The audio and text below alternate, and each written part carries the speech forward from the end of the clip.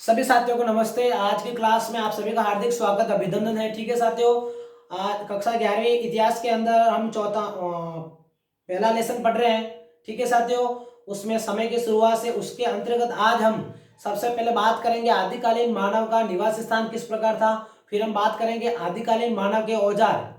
ठीक है साथियों, उसके बाद हम बात करेंगे भाषा व कला के बारे में। किसके बारे में? भाषा और कला।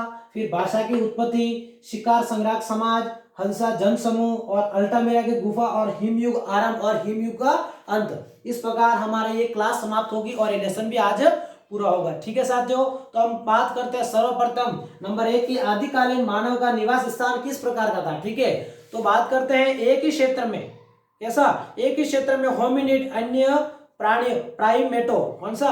प्राइमेटो तथा मांसाहारियों के साथ निवास करते। किसके साथ? मांसाहारियों के साथ निवास करते, नंबर 1। दूसरी बात यह है साथियों, पुरातात्विक विदों का मत है कि पूर्व पूर्व होमिनिड्स भी होमो हैबिलिस, कौन? होमो हैबिलिस की भांति जहां कहीं भी भोजन मिलता था वहीं खा लेते थे। ठीक है, वे विभिन्न स्थानों पर सोते थे। क्या करते? विभिन्न स्थानों पर सोते तथा अपना अधिकांश समय पेड़ों पर गुजारते। ठीक है साथियों, और 4 लाख से 1,25,000 वर्ष पहले, कितने? 1,25,000 वर्ष पहले गुफाओं तथा खुले निवास क्षेत्रों का प्रयोग किया जाता था। ठीक है, और दक्षिणी फ्रांस की लेजर लेट गुफा में 12x4 मीटर का आकार का एक आश्रय स्थल मिला। यानी हम बोल सकते हैं 12x4। ठीक है, अब आश्रय स्थल मिला। इसके अंतर्गत 2 चूल्हे मिले। क्या मिले? 2 चूल्हे तथा विभिन्न भोजन स्रोतों के प्रमाण मिले थे। ठीक है, इसमें इससे पता चलता है वो भोजन पकाते थे। ठीक है साथियों, अब हम बात करते हैं आदिकालीन मानव के औजार के बारे में। ठीक है साथियों,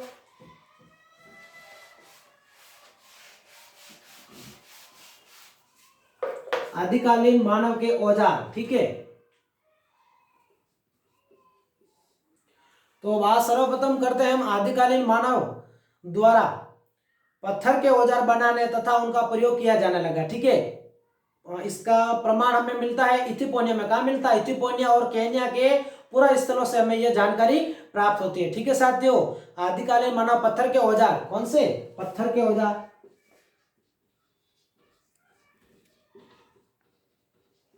पत्थर के औजार। ठीक है, तथा इनका उपयोग करना,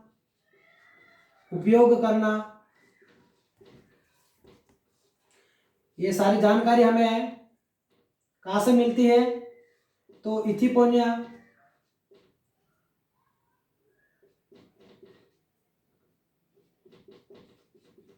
और केन्या, ठीक है, से हमें ये साक्ष्य प्राप्त होते हैं। ठीक है साथियों, यानी आदिकालीन मानव द्वारा पत्थर के औजार बनाने तथा उनका प्रयोग किया जाने का प्रमाण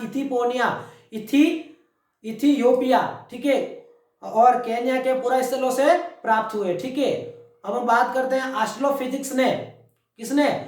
ऑस्ट्रेलोपिथेकस ने संभवतः सबसे पहले पत्थर के औजार बनाए। किसने बनाए? ऑस्ट्रेलोपिथेकस ने सबसे पहले पत्थर के औजार बनाए। किसने बनाए? ऑस्ट्रेलोपिथेकस ने।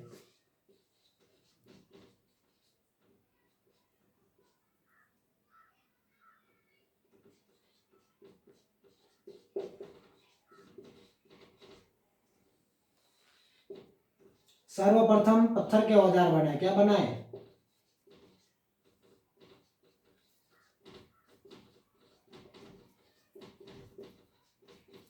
पत्थर के औजार बनाए। ठीक है साथियों, बनाए थे। और हम बात करते फेंक कर मारने वाले भाले, जो फेंक कर मारने वाले भाले तथा तीर कमान जैसे औजार भी बनाए जाने लगे। क्या जाने? भाले और तीर कमान। ठीक है, भाले और तीर कमान ये भी बनाने लगे। भाले, तीर कमान, ठीक है साथियों, बनाने लगे।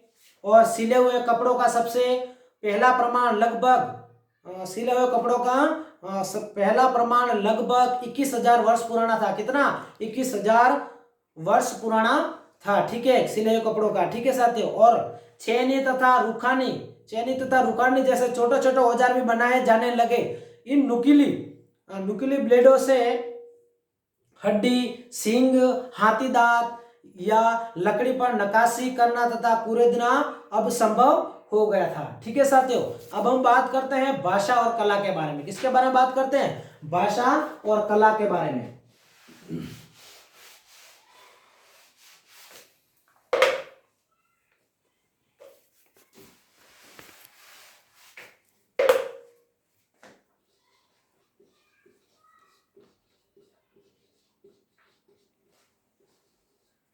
भाषा और कला। भाषा के विकास पर कई प्रकार के मत है। क्या है? कई प्रकार के वैज्ञानिकों का मत है भाषा के बारे में। जैसे कि बात करें हम होमिनिड भाषा में अंग विशेष। कौन सी? होमिनिड भाषा में अंग विशेष। होमिनिड भाषा में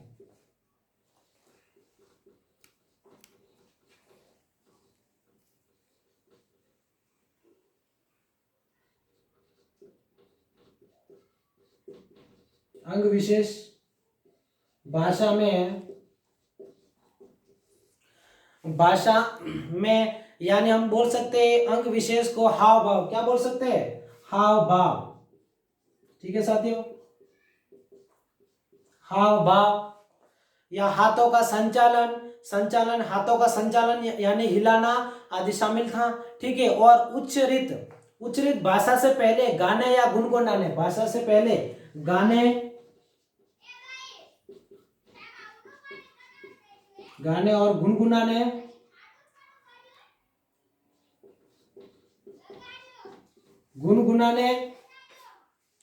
गुनगुनाने जैसे मौखिक या अशाब्दिक संचार का प्रयोग होता था। ठीक है साथियों, अब हम बात करते हैं बोली जाने वाली भाषा की उत्पत्ति। ठीक है, भाषा के अंतर्गत ही बात करते हैं भाषा की उत्पत्ति। ठीक है, क्या है? भाषा की उत्पत्ति।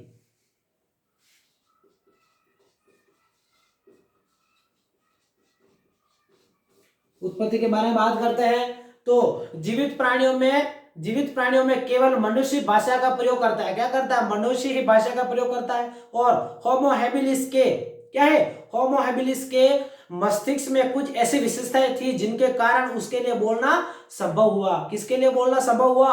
होमो हैबिलिस के लिए। ठीक है, बोलना संभव हुआ होमो हैबिलिस।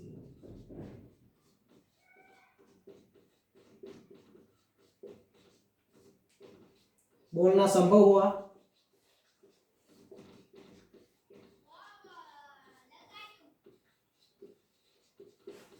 बोलना संभव हुआ था साथियों। और पहला विचार यह है कि सभ्यता भाषा का विकास सर्वप्रथम 20 लाख वर्ष पूर्व शुरू हुआ। कितने हुआ? 20 लाख वर्ष। 20 लाख वर्ष पूर्व। ठीक है साथियों, पूर्व शुरू हुआ होगा। और दूसरा विचार यह है कि स्वर क्या है? दूसरा विचार यह है कि स्वर तंत्र का विकास यानी 2 लाख वर्ष पहले। कितने? स्वतंत्र का विकास। स्वर तंत्र का विकास 2 लाख 2 लाख वर्ष पहले हुआ। ठीक है, इसका संबंध खास तौर से आधुनिक मानव से है। किससे है? इसका संबंध खास तौर से आधुनिक मानव से था। और तीसरा विचार यह है कि भाषा और कला के साथ लगभग 40,000 से 35,000 साल पहले विकसित हुई। क्या हुई? भाषा। ठीक है साथियों, तीसरा विचार यह था उसमें। ठीक है साथियों, अब हम बात करते हैं शिकारी संग्राहक समाज। किसके बारे में? शिकारी संग्राहक समाज।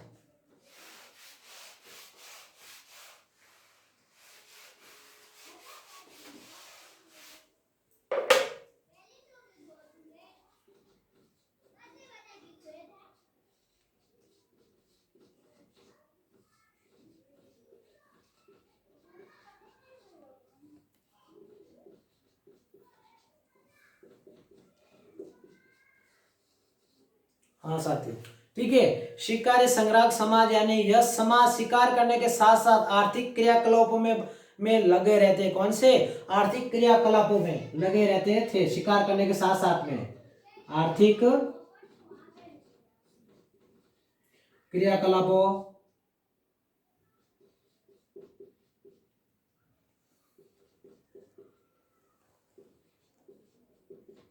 में लगे रहते, ठीक है, लगे रहते थे, ठीक है। यह समाज शिकार करने के साथ साथ आर्थिक क्रियाकलापों में लगे रहते थे, जैसे जंगल में पाए जाने वाले छोटी छोटी चीजों का विनिमय, ठीक है, विनिमय और व्यापार करना। क्या करना? छोटी छोटी चीजों का व्यापार, विनिमय, व्यापार करना, विनिमय व्यापार करना था, ठीक है साथियों। अब हम बात करते हैं आगे, नेक्स्ट पॉइंट हमारा हदजा जन समूह। क्या है? हदजा जन समूह।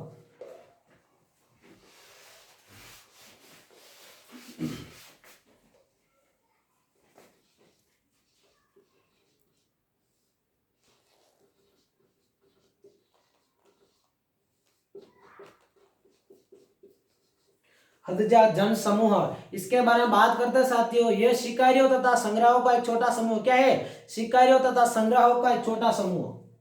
शिकारियों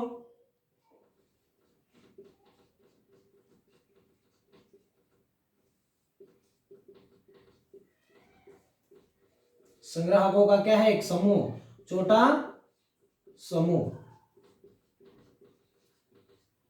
छोटा समूह कौन है? तो हदजा जन समूह एक समूह है, ठीक है, जो जो लेक इयासी इयासी खारे पानी की विभ्रंश घाटी में बनी झील के आसपास रहते हैं। कौन कहाँ रहता है ये? खारे पानी की झील विभ्रंश घाटी। कौन सी घाटी? विभ्रंश घाटी,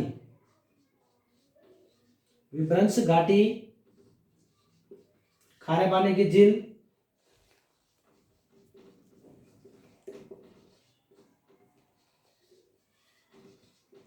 झील के आसपास रहते थे, ठीक है साथियों, आसपास रहते थे। ये लोग हाथी को छोड़कर बाकी सभी किस्म के जानवरों का शिकार करते थे एवं उनका मांस भी खाते थे। क्या? हाथी को छोड़कर सभी का शिकार करना तथा उनका मांस खाना उनका पेशा था, ठीक है। हदजा जन समूह लोगों का, ठीक है। हदजा लोग जमीन एवं उसके संसाधनों पर अपना अधिकार नहीं जताते, ठीक है, जहां वो रह रहे उनका अधिकार नहीं जताते थे। इनके पास शिकार के लिए असीमित मात्रा में पशु उपलब्ध होने के बावजूद ये लोग अपने अपने अपने भोजन के लिए मुख्य रूप से जंगली साग सब्जियों पर ही निर्भर रहते थे, ठीक है। उनके पास उपलब्ध पशु भी थे परंतु जंगली साग सब्जियों पर ही निर्भर ये लोग रहते थे, ठीक है साथियों। और संभवतः इनके भोजन का 80%, कितना भाग? इनके भोजन का 80% भाग, 80% भाग, 80% भाग वनस्पति जन्य होता है। क्या है? वनस्पति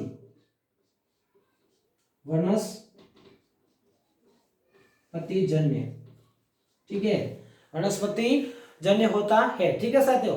अब हम बात करते हैं अल्टामिरा की गुफा की विशेषता के बारे में। क्या करते हैं? अल्टामिरा की गुफा, ठीक है, इसके बारे में अध्ययन करते हैं।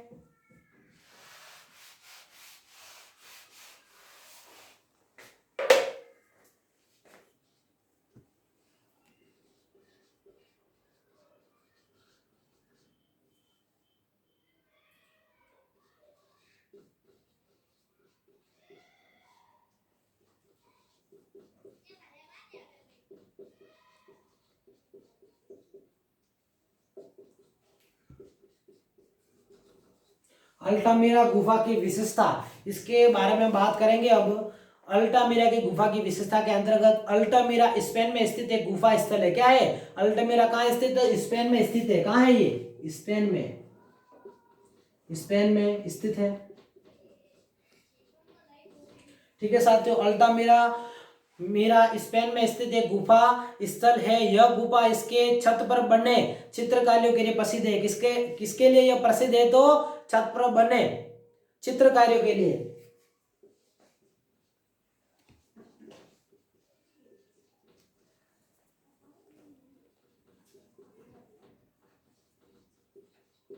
चित्रकारियों के लिए प्रसिद्ध है यह गुफा, ठीक है साथियों। और के लिए प्रसिद्ध है। इसकी चित्रकारियों में रंग की बजाय किसी प्रकार की लेई पेस्ट का इस्तेमाल किया गया। क्या किया? रंग की बजाय लेई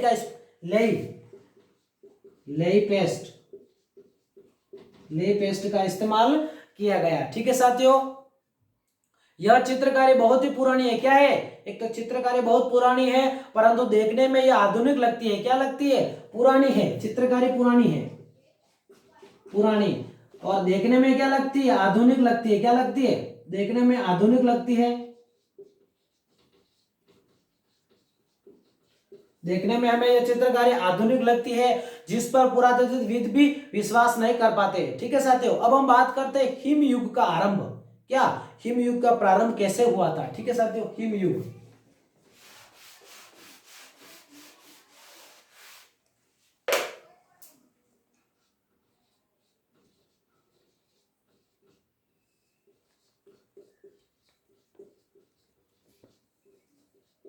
हिम युग का प्रारंभ। ठीक है, तो बात करते हैं साथियों हिम युग का आरंभ लगभग 25 लाख वर्ष। कितने? लगभग 25 लाख, 25 लाख वर्ष, 25 लाख वर्ष वर्ष पहले ध्रुवीय हिमाच्छादन। क्या है? ध्रुवीय,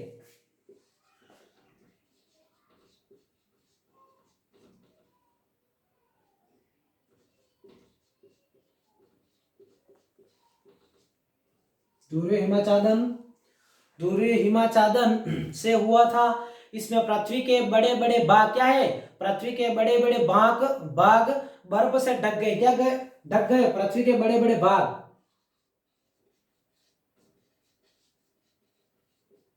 बड़े बड़े भाग बर्फ से ढक गए।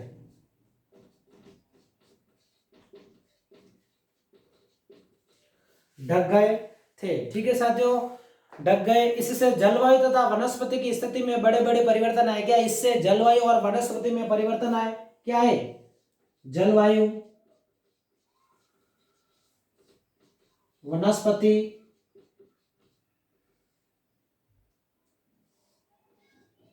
बदलाव आए।